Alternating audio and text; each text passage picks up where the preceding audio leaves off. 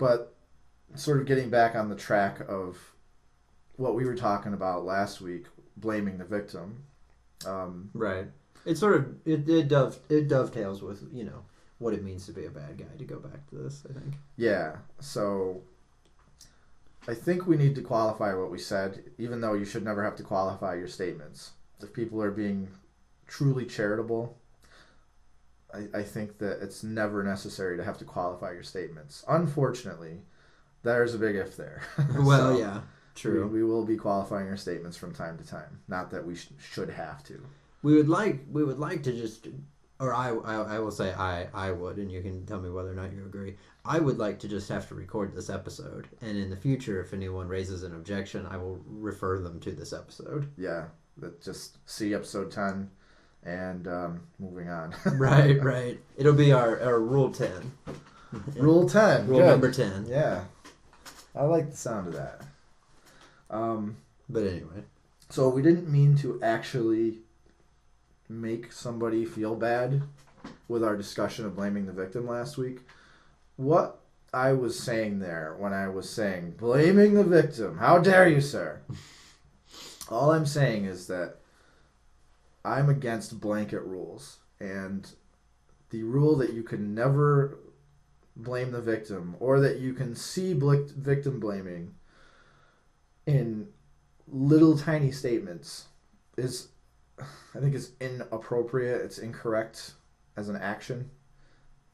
It's what we were talking about with somebody who can exercise the right to walk around topless in a bad neighborhood at 3 a.m, but shouldn't necessarily exercise that right. Right. Or the Canadian public service announcements we were talking about, like the woman who spilled hot grease all over herself because she slipped on a greasy floor, and the point is, it was saying, be careful, like, watch what you're doing, things like that. That's the thing I was talking about. I don't actually think anyone is to blame when a rapist takes action, but well, we definitely don't want to see people like internalize like immoral judgment about themselves because something terrible has happened to them. Right. All I'm saying is, you shouldn't leave a greasy floor in a kitchen. You shouldn't take naps under giant boulders that are very wobbly at the top of a cliff or something. Right. And you shouldn't exercise all of your rights.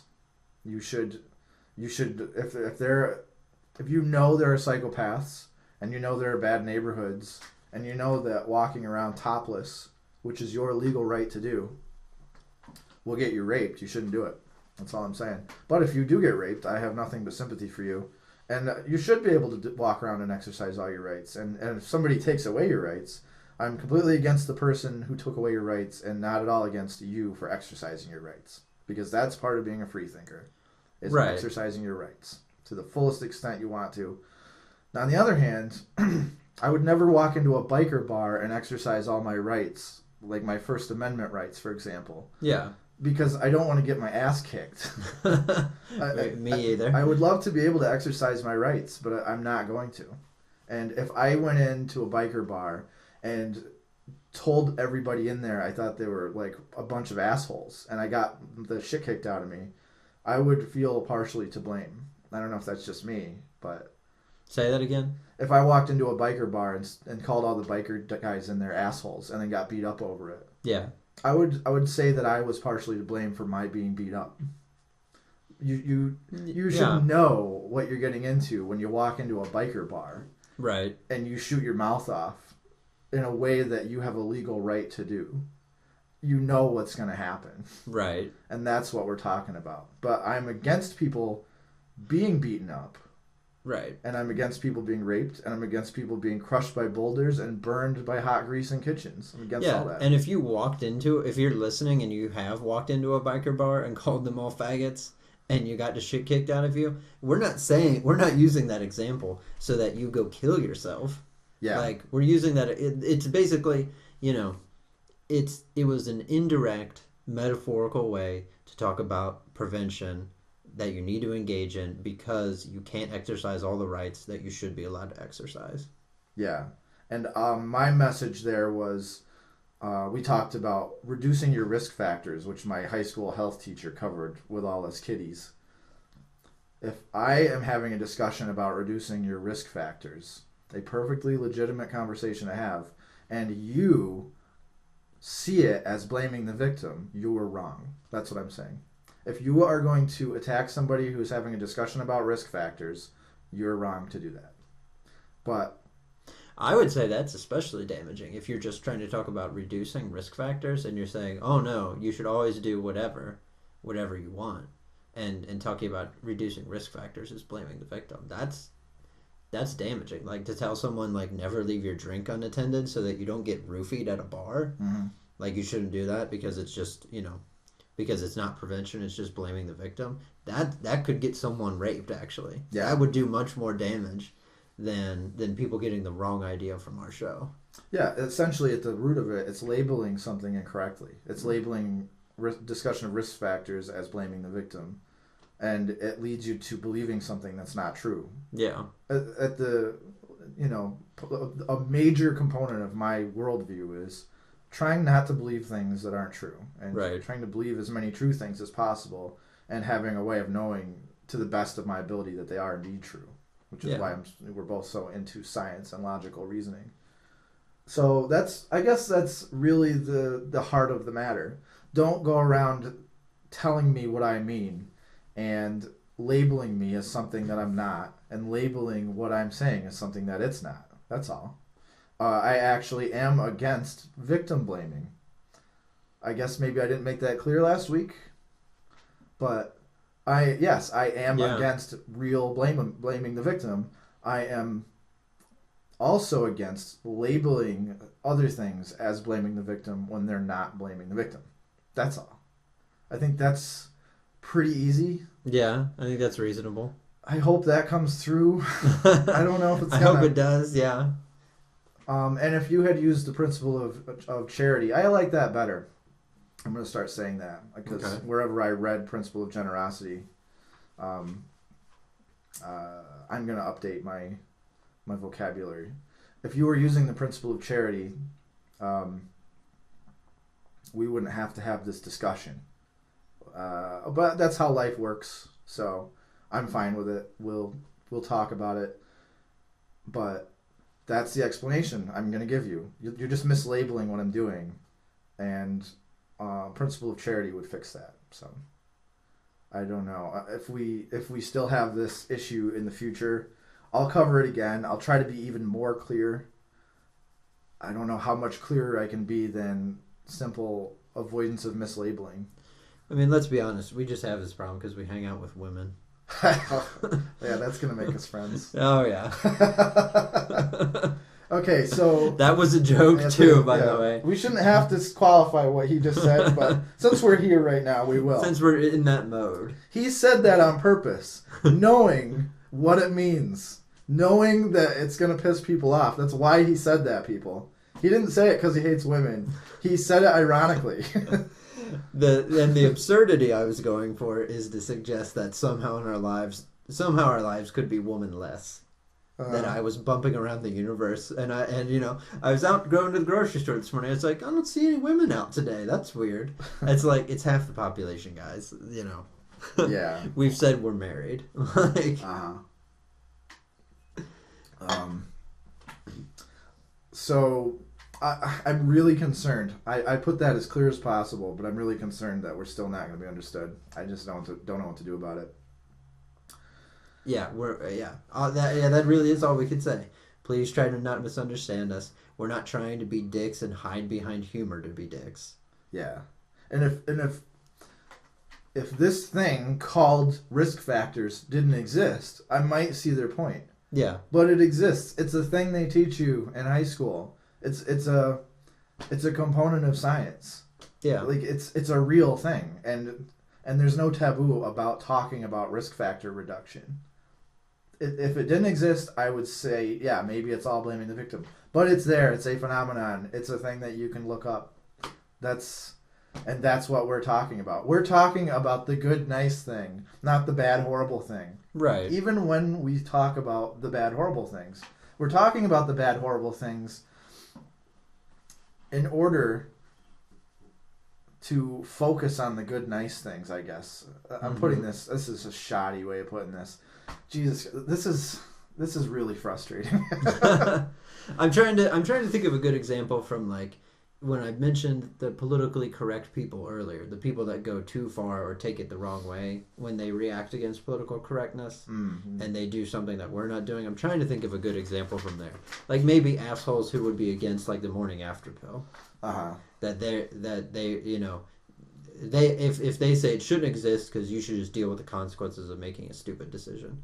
I mean, that's blaming the victim, wouldn't you say? I mean, not necessarily a victim, but we don't know if there was an accident or what happened that person wants to have the morning after pill, and you trying to take away something that should be available. I don't know if I'm using a great example or making a great connection, but anyway, yeah, go ahead. Well, it's the political spectrum. It's a good example is the political spectrum. So typically, in my mind, what comes to mind when I think of PC fucks is more or less real hard left people. Okay. Real hard liberal, like hippy dippy types who are too touchy feely. And the exact opposite of those people is not the correct position to take. Right. The hard right, ultra conservative, like those people bitch about PC fucks as much as we do. Except we're in the center, we're not on the hard right or the hard left. And obviously we're here in the center because we think that's a good position. Perhaps even the best position. Perhaps. I mean, I wouldn't be here if I didn't. That's the thing about saying you're the best is how do you know?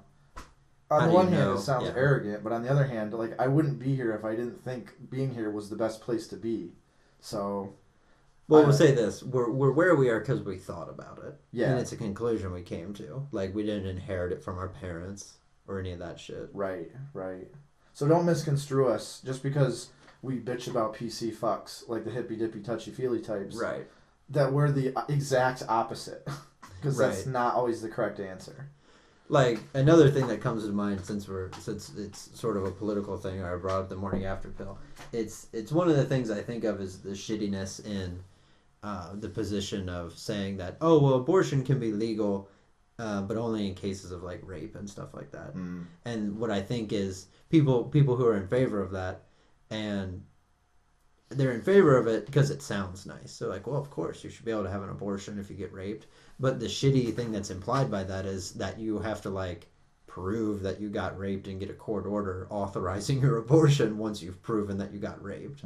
Because how else what would be any different if you just were able to tell the doctor that you got raped? And it's like, you know, you're that to me making someone that says they're raped go through all the shit of having to prove it is the same as banning it to me. And that's why I think it's shitty. And maybe that's blaming the victim. Is like, oh, well, you fucked up, and now we're going to fuck up your life even more. Yeah. Because we decided that's the way we like things. Yeah. Although, come to think of it, on the hard right, there are also PC fucks. In some ways. I don't know if my brain doesn't immediately connect that. What are you thinking of? On the hard right, there are things they tell you are taboo as well. Okay, like what? Well, let me. See, I don't know. Like, let's take the hard right religious types, for example. Oh. And their weird, twisted sense of morality. True. That reminds me a hell of a lot of PC fucks. Maybe it's just you can be Jewish on the hard right, but that's about as close as you can get to not being like the standard issue, like religious type that they want on the hard right. Is that what you're thinking of? Well, I'm saying, like, I guess the left and the right both have rules they insist that you follow. They're stupid and arbitrary.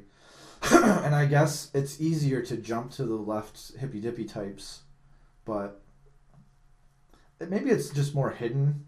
The PC fuckery is more hidden on the right. But I think it's there, and the people on the left, the exact opposites, fight their PC fuckery with their own PC fuckery. Right. And here we are in the middle as free thinkers just saying, like, it's all fair game. Nothing is taboo. It's actions and not ideas that matter. Oh, yeah, I definitely don't want to set anything off to the side because of politics. or religion or anything like that. Jesus. Well, it's like it's not exactly politics. The people exist on the hard right or the hard left for various reasons. That's just how I categorize them. Okay. It's not actually because of who they vote for or whatever, but just sort of their worldview. Their worldview. There's a hard left and a hard right worldview, and then there's sort of the spectrum in between, and there's like a center point. Yeah, and that's where we are, is at the center point, more or less. But I don't want to just say that the hard left is only where the PC fucks exist, because it might not be. Yeah. They might just be a different variety of PC fuck. Right. So. Yeah, I can see that. I'll have to get out some test tubes and Bunsen burners and run a few tests to determine what the truth is. Fire up the old PC. Yeah, like, I don't want people to think, like, to think that we just really like Macs. Right. That would be terrible. PC fucks out there with their PCs. Yeah, in case you didn't know, this is just a thin veil over an Apple fanboy show. Yeah, yeah. If you haven't caught on yet. Yeah, sorry. We're actually just shills for Big Apple. Fucking love apples. So I think we've covered qualifying what we were talking about last week to the best of our abilities. If something hasn't been made clear, I guess let us know exactly what it is that's not clear, that you think, and we'll tell you if it's true or not, in our opinion. Mm-hmm. I don't know how to make it any more clear. Again, it's mislabeling at the end of the day and believing something that's not true about us. That's all. Right. I don't even remember how much time we spent on this last episode. I don't know. A good chunk. A third? Yeah, maybe a third. We talked about answering the door to Jehovah's Witnesses for a lot of it too. But I don't think we have a giant Jehovah's Witness fan base. So, I'd be surprised. But we do have a lot of people out there that may or may not be sensitive to things revolving around discussions of rape. So I totally see why we're devoting a little more time to this area and not answering the door dressed like Hitler with no pants. Good point. And that also sort of, though, I mean, that's just to keep reiterating, pounding this drum a little bit, is that reiterates the kind of people we want to be when we say that we're being bad guys. It's like, we don't actually want to offend, we don't want to, I don't know. I want to offend you if you're offended by things inappropriately or illogically. Mm-hmm. Like, let's say, I actually encountered somebody online who was terrified of anybody that looked like the Marlboro Man. Okay. She was molested by somebody that looked like the Marlboro Man, and now anybody that looks like the Marlboro Man it triggers her, and she just can't stand it, and she hates people that look like the Marlboro Man, and I don't really care if you're offended if I show up dressed like the Marlboro Man. Right. I don't, that's the sort of offending that I do that I'm fine with, but I don't want to actually offend people in the negative way. Right. It's about making you think. Like, I wouldn't purposely show up at her house dressed like the Marlboro Man. Right. But I also wouldn't not dress like the Marlboro Man if I wanted to dress like the Marlboro Man on my own time, walking around. Right. That's the difference. And that's not a perfect example, but it's what came to mind. And it also illustrates that maybe she needs to reevaluate what she thinks. Because as sad as it is that, something happened to her, like, it doesn't, this is the root of prejudice. Like, what if it was a black guy instead of a guy that was dressed like the Marlboro Man? Would she be justified in not liking black people? Right. Last time I looked, that was racism. And that's not appropriate, and I want to offend racists. So that's a lot of what we're doing here. We're offending offensive people. Right. And I make no apology for that. And some of the most interesting questions and things to sort of explore are those weird areas, like, where somebody could bring that up. Should we accommodate, or sort of, how do we think about and deal with someone that was, in like the example that you gave, somebody that was molested by a black guy and is afraid of all black guys? Mm-hmm. Is that racism, or is that understandable? Or something else, some other option? I don't want to go through a litany of options. On an emotional level, and an understanding of psychology, I would say it's appropriate. If you're traumatized people aren't people that make the greatest decisions. Right. And it's understandable that if you're molested by a black guy, you're going to dislike black people. But since we do have a giant cerebral cortex and the ability to make decisions, and we're not just inanimate objects moving through the universe with no ability to make decisions about our lives, we are human beings and we can make decisions and we can try to improve ourselves. Right. And if I go around like with a prejudice, at least in my life, I try to evaluate that, ask myself why I have that prejudice, and then try to get rid of that prejudice. Right. And if you were molested by a black guy or a Marlboro man or anything else, it's fine to have that visceral reaction for a while, but you can't just go for the rest of your life. This was an old lady, and she still had that same prejudice. Wow. She never tried to improve what she thought about things. Well, and I guess the question that it raises in my mind, too, is why, I mean, assuming that some people do improve, so to speak, and some people don't, I wonder what the difference is. You know what I mean? Because, like, did I ever tell you about my story about getting held up? I don't when I was in college? I don't remember. I just walked to a party in a bad neighborhood when I should have driven. And so I walked, and when I walked home, I got held up at gunpoint. And they didn't hurt me. Like, they didn't shoot me or, you know, beat me up. They just pulled a gun and asked for money. And it was 4 black kids. But I'm not freaked out by black people. But why would some? Because you could imagine a situation in which other people are after that. Yeah. And why? Why is it that when I walk down a city street now and black kids are walking behind me, I don't start like getting palpitations or I don't start freaking out, and other people would? I don't know that. I'm not saying that makes me superior, but I just don't understand what's happening in my brain that's not happening in theirs, or vice versa. Yeah, I don't know the answer to that. I mean, it could be because of previous things that happened to you. I don't know, or just luck of the draw or random wiring. But the fact that we do have the ability to make decisions in our lives means that we can decide to evaluate the things that we think. Maybe it's because I'm really just scared of hillbillies.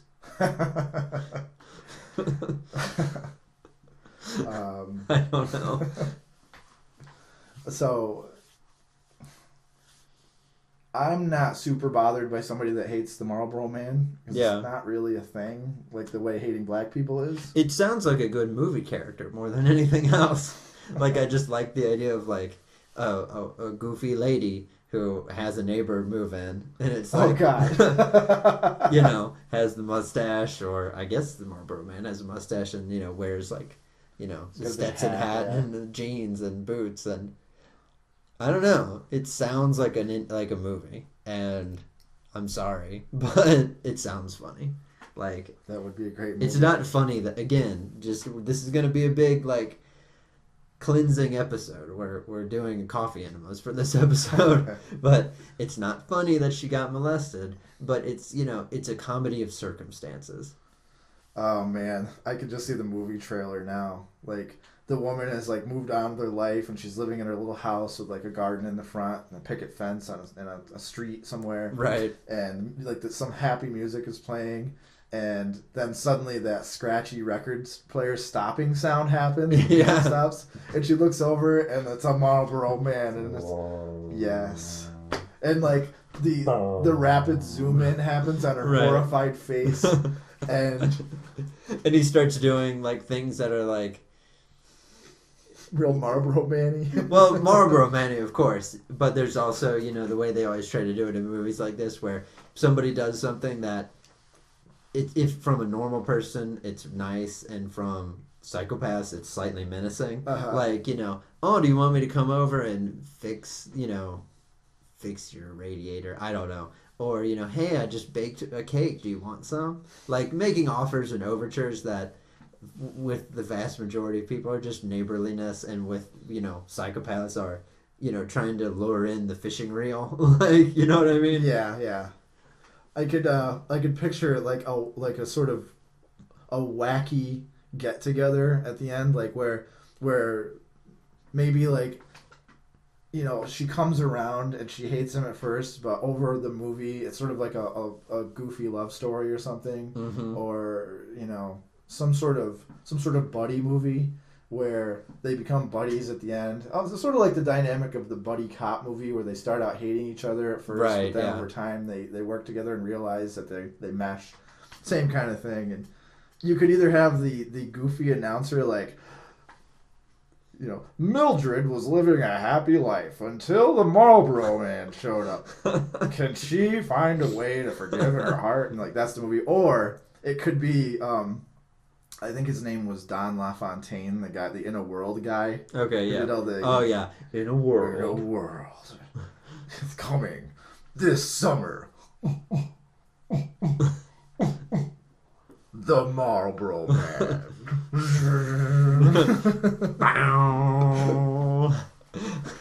Shit writes itself. It's fun. I like it. And of course, keeping on theme, this could make us sound like terrible people. Send hate mail, BadGuyLabsChannel at gmail.com. Exactly. Send all hate mail. Yeah. Or gofuckyourself.com. Exactly. I'm totally waiting for people to misunderstand and misinterpret us many more times in the future. So, Bon voyage. Enjoy that. The off button is right over there. You know, you obviously don't understand the absurdity of Hollywood, which makes me think that you don't see a lot of movies. Oh yeah, these things, as I said, write them fucking selves. So right. I didn't even really. I'm not even sure I thought any of that up. I think it might have just been floating in the ether, sort of above my head, and I just reached up and grabbed it. It's sort of like it's like playing Plinko. I think when you write a movie, it's like playing Plinko on The Price is Right. Yeah. Where you like start at the top of that big board with all the pegs sticking out of it, and you let go of the Plinko chip. All movie plots are sort of like the path that Plinko chip takes.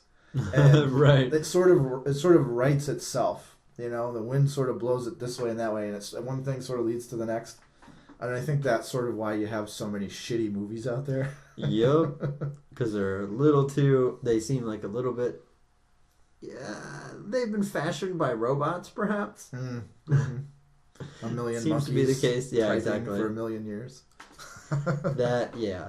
That's what those shitty movies are. Is if you have a million monkeys typing for a million years, you'll come up with like the works of Shakespeare or whatever. Yeah. But then you'll come up with all these other like lesser products, like terrible romantic comedies. Yeah, they're coherent, but they're just not. They're not Shakespeare. The idea I had the other day, and again, I'm sure it's not an original idea, but I think it would be funny if because all of us have seen some romantic comedies, and the general outline of boy meets girl, they start getting closer, maybe there's barriers, but they overcome them, they get closer and closer, and then there's something that just breaks it all apart. Mm-hmm. And that's where they build they build up to that point, and now there's this long plateau of tension of are they going to get back together, are they going to work it out, are they going to figure it out? And then to me it would be hilarious to actually write a movie where at the end, like, one of them goes to the other person and says, we're not getting back together, I think you're a terrible human being, I think you're shallow and pathetic, and I'm moving on with my life. I just would like to see the faces fall in the movie theater. And you have to use like huge actors and all that kind of stuff, and the whole you write the movie exactly the way they write all other romantic comedies, like the same music, the same like stupid best friend characters, the timing, the angles, and then just a total fucking blowout ending that everybody is like shit faced when it comes on. I've wondered that myself. If you couldn't write, there are genres that do that. They're just not very popular. Where you have the anti-hero as an example. Many stories were about heroes for a long time, and then the anti-hero came out. The dystopian future, or the dystopia in general, is the answer to the utopian stories that are very popular. And I can't think of an example, and I don't even know what you call this, but there are stories that have been written out there of they do the opposite thing that you're expecting, and it makes no fucking sense all the time, but that's how they decided to end it, just because they wanted to be different. And I'll come across one eventually, but The difference I'll claim in my case is I'm not doing it for artistic integrity. I'm doing it to spite the masses. Good show, sir. I'm doing show. it just to drop a turd on everybody. Like, well, I mean, I think if you did it right, I think a lot of people just don't do it right. But if you did it right, you could have a really, I guess if you did it ironically or with a message of its own. A lot of these just don't have a point. Yeah. So they suck, but it'd be like, I'm thinking of it insofar as like if in the last Twilight movie a vampire hunter showed up and killed all the vampires and then the credits. Like, or like how about in Harry and the Hendersons, if like the Bigfoot hunter like shoots Harry and like that's how the movie ends, he dies. Or he just doesn't understand how a rifle works and he shoots himself in the mouth. Just random. Yeah. Well, I like the idea of the movie is identical to the one that actually exists. At the very end, when Harry goes back into the woods, that's when he gets shot. Right. From a long distance, like, rifle. Or, like, just a cliff face gives way. And he just tumbles to his death. See, and that was the key to my romantic comedy example, is everything has to be the same. There can't be menacing undertones. You can't have, like, a softer lighting or more pensive scenes where there's less, where there's less dialogue. You have to still have the wacky best friends. There are no indicators. Oh, yeah, no, not at all. If M. Night Shyamalan got into the goofy romantic comedy business, I think that's where we're headed with this. But then he'd do it, and he'd do one, and it'd be good, and then the next one you'd be like, all right, what's going to be the gag for this one? Yeah. For all the other movies he's ruined. And this is a case where I'm not afraid to offend people. If you like more than one M. Night Shyamalan movie, you are probably wrong. You know what I would like is if you had a rom-com and everything happens as per usual, and they get together at the end. But then one of those giant weights that says like 5,000 tons on it, like from the cartoons, like just drops on the girl, and like that's the end of the movie. I like that one. That one's good too. I'm trying to think about other ways where it could go wrong. Like that might be more challenging because it might be.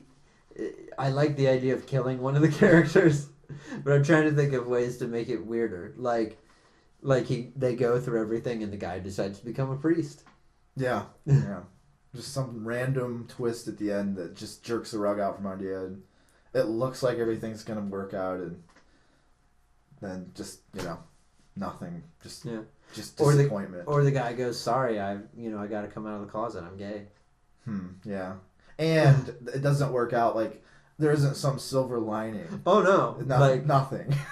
Like there's either like just pure hatred on both parties, or one party has to walk away with pure hatred. Just bitter disappointment. Yeah, they can't be both parties agree and just go, oh well, we're better off now. Yeah, like the priest example, like it can't end with like her making eye contact with the guy's brother at a party. Mm-hmm. You know what I mean? Like his ordination party. Or he isn't like suddenly her new gay friend, and it's like the silver lining. Yes. Yeah, it's not that. It's just nothing. Just disappointment, bitter disappointment, and then roll the credits. I guess one of the darkest places you could go is suicide.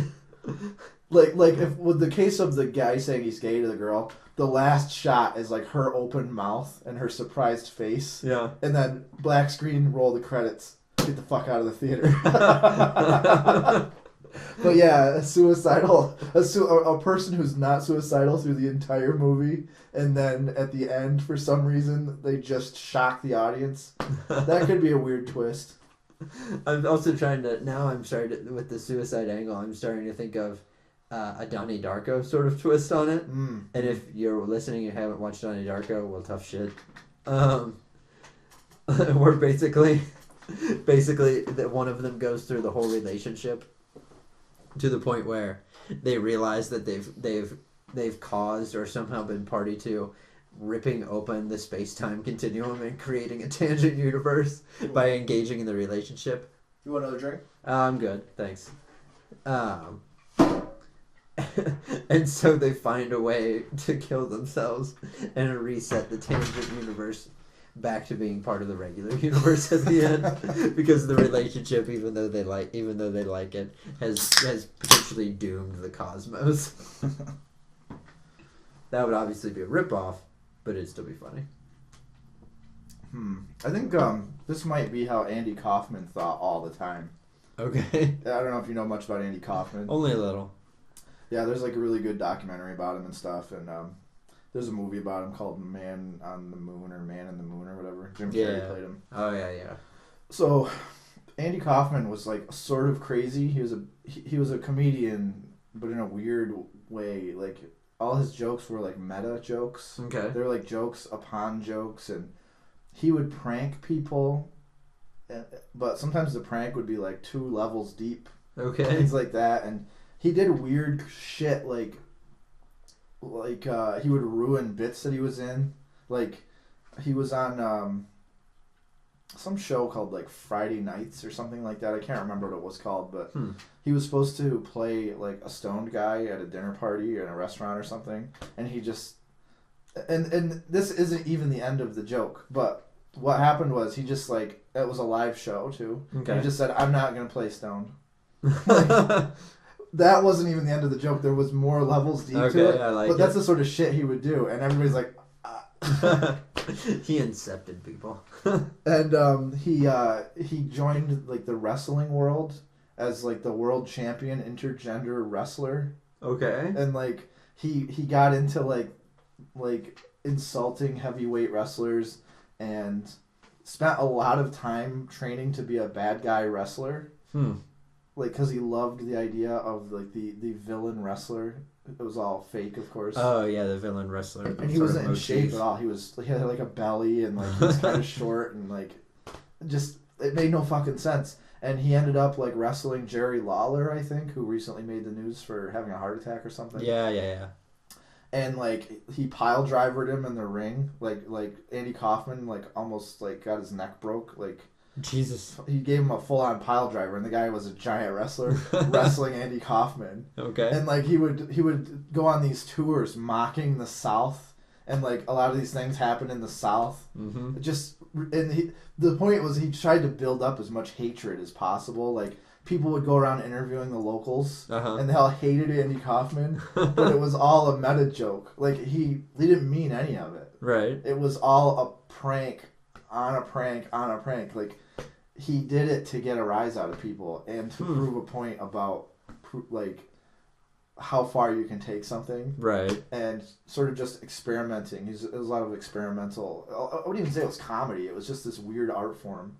So I could totally see him writing a movie where everything happens normally, and then somehow at the very end, for no reason that they explain, like the moon collides with the earth, and the movie ends there. Like, wait, this was something he did? No, he did shit like this, but like I can see him writing a weird movie with a twist ending like that. Because I just watched a movie where that happened. Oh no, I didn't know that. But it was supposed to be a serious movie. Coincidence? No, it's a goofy romantic comedy. Everything works out in the end after the conflict. They kiss, they're walking down the street, and then like the earth explodes. Like I can see him writing that movie, and then the credits roll. That's like a Hitchhiker's Guide kind of ending. Like the earth being demolished for an interstellar highway. Right, yeah. Well, the difference is, like, you understood the reason for it, and they went on explaining it. Mm-hmm.